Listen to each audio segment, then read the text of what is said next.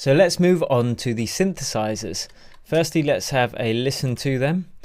So we have got the chords here.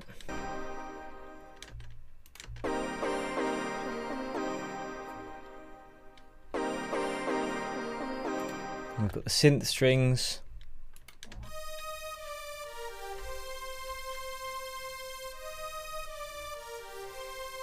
And we've got the lush strings, but they happen in a different part of the mix. They actually happen in the break.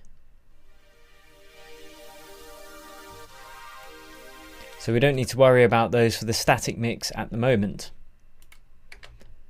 So let's listen to these synth sounds with the rest of our mix.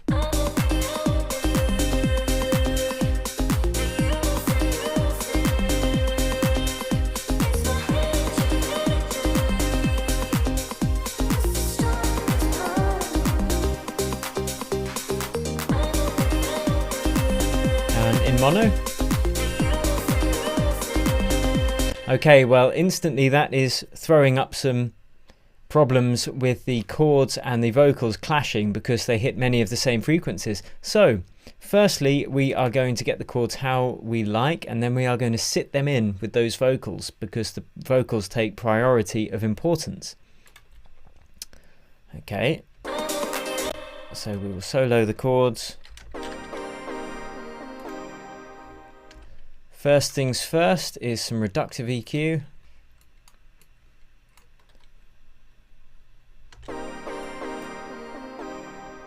Okay, there's not much going on anyway below 100 Hz, so we don't really need to put reductive EQ on. But just in case there's anything in the stem that at some point kind of spikes in a bass frequency, we're going to put a low cut just to be on the safe side.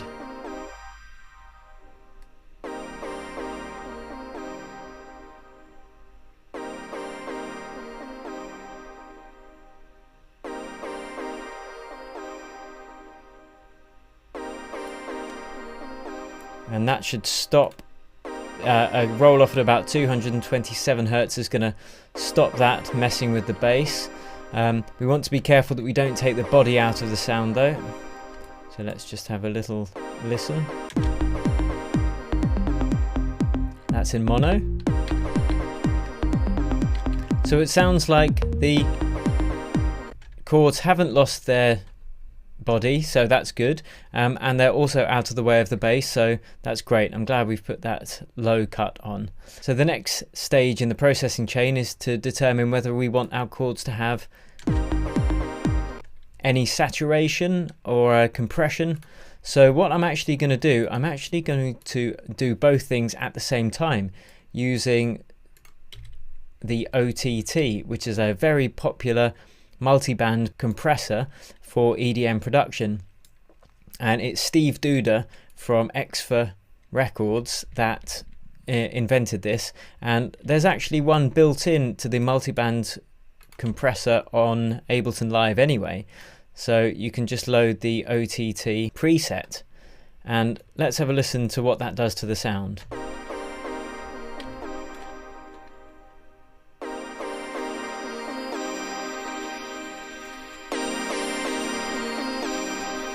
So you can hear it's really heavily compressing that chord sound. In fact, I'll just loop this bit so we can hear. So this is without the OTT, and this is with it. So you can hear how it brings up those high ends and that mid energy. But it does also crush the dynamics, and I quite like the way that these chords die out every 2 beats. So it's going to be about getting a balance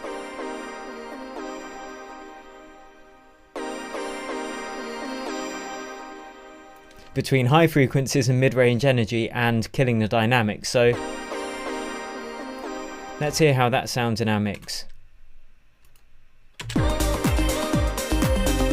This is off. So you can hear the difference it makes.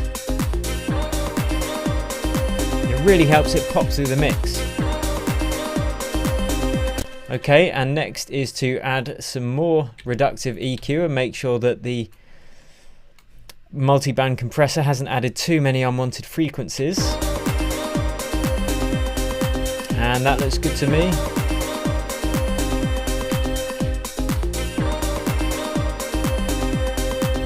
So we can add some additive EQ if we want to bring out even more of those high frequencies. So I'm going to use the Waves VEQ4. This was recommended to me by Hyperbits actually. So let's listen to what that does.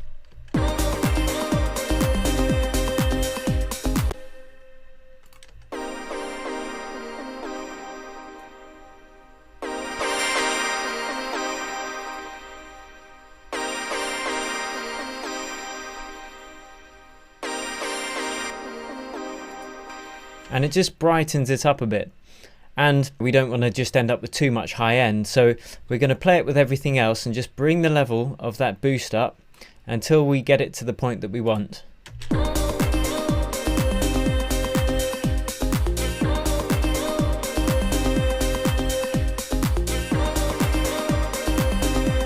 Listen to the difference.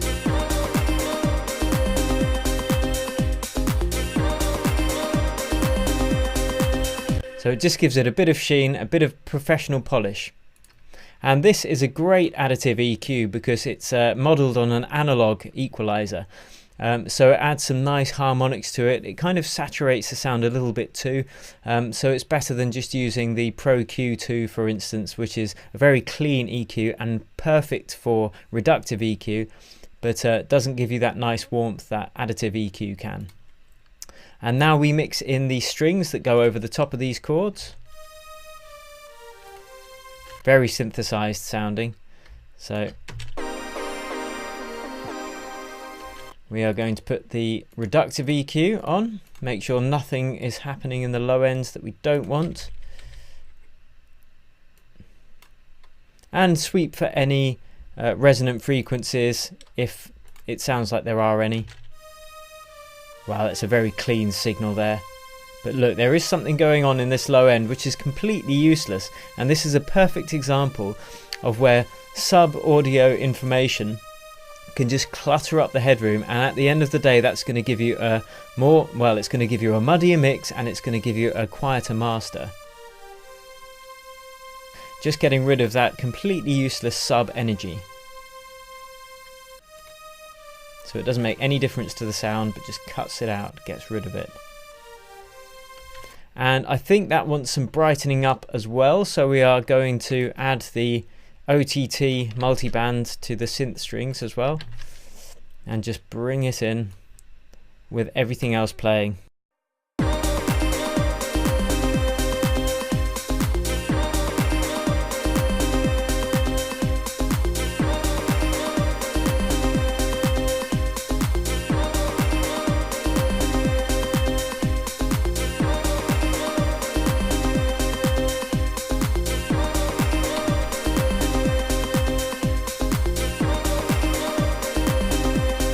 Perfect. Now this is how we are going to cut some more space for the vocals through these synthesizers. Firstly, we're going to group them. We'll just call this group Synth. Give it a nice color. Now there are two ways that we can do this. First is by using sidechain compression. So we can add a compressor onto the synth bus, or the synth group. We can take the input from the vocals, the lead vocals. In fact, we'll take it from main vox, which is all the vocals together. And then have a very gentle compression of those synthesizers when the vocals are singing. So they'll just duck the volume very slightly. So we get a fast attack and a fast release. So this is extreme. You can't hear the synthesizers.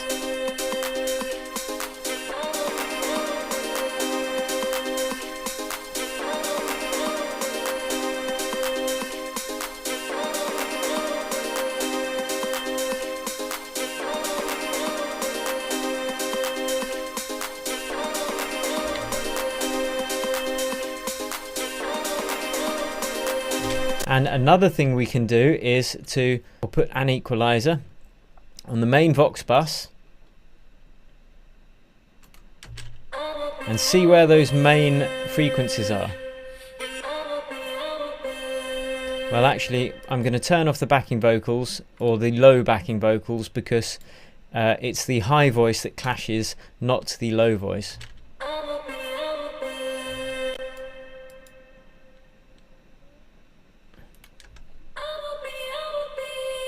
Okay, so we can see that Emma's vocals are hitting around 600 Hertz, and there's a lot of information here about 2,500 as well. So 600 and 2,500.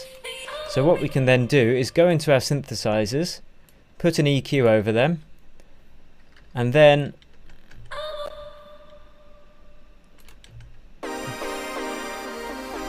make slight cuts at those frequencies that were being very heavily hit upon with Emma's vocals.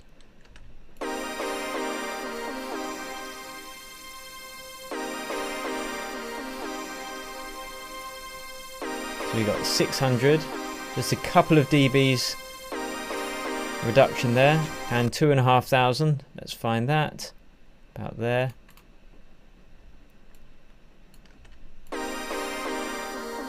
See, if you do it too much, you get this strange comb filter sound, and we want to avoid that. It's a very subtle move, this. So with it off,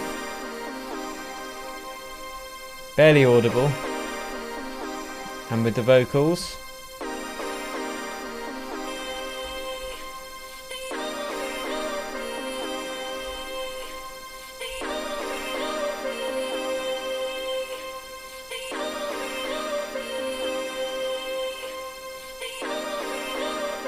and with it off.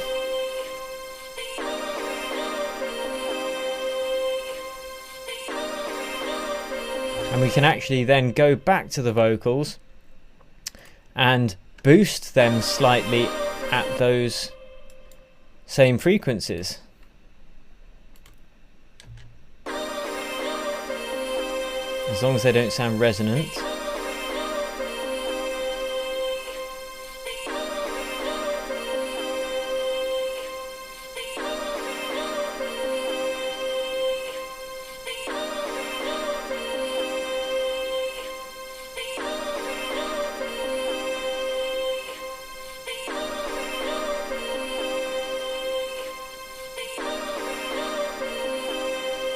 And you can hear that just gives the vocals a bit more brightness, and that's how we can sit them in well with the synthesizers, which can occupy many of the same frequencies.